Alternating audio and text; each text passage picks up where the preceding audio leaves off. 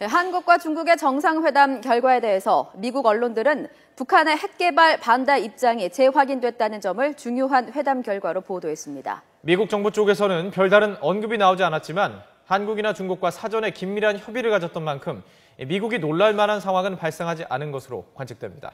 워싱턴에서 왕선택 특파원의 보도입니다. 뉴욕타임스는 서울발 기사에서 한국과 중국 양국 정상이 한반도에서 핵무기 개발을 단호하게 반대한다는 메시지를 밝혔다고 전했습니다. 그러나 구체적으로 어떻게 북한의 비핵화를 달성할 것인지에 대해서는 명확하게 다뤄지지 않았다고 지적했습니다. 월스트리트 저널은 서울발 기사에서 한국과 중국이 북한의 핵무기 개발에 반대한다는 입장을 표명한 것과 더불어 양국의 경제협력 강화 방안에 주목했습니다. 워싱턴 포스트는 AP통신 기사를 전제했습니다.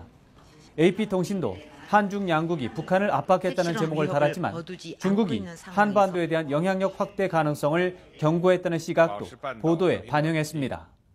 미국 정부에서는 한중 정상회담 결과에 대한 논평이 구체적으로 나오지 않았지만 미국 정부의 예상에서 크게 벗어나는 상황은 없는 것으로 관측됩니다. 특히 북한 비핵화 압박 부분이 포함됐고 일본의 우경화 문제에 대한 언급이 최소화된 점은 미국이 안심할 수 있는 부분입니다. 이와 관련해 일본 언론이 한중 양국이 직접적인 대일 비판 메시지를 자제한 것에 대해 비중 있게 보도한 것도 미국 정부 입장을 민감하게 반영한 것으로 풀이됩니다. 일본 언론들은 한일 관계 개선을 요구하는 미국에 대한 배려로 한국이 일본에 대한 가혹한 비판을 피하는 형태가 됐다고 분석했습니다. 미국 입장에서 볼 때 한중 정상회담은 원만하게 마무리된 것으로 평가할 수 있습니다.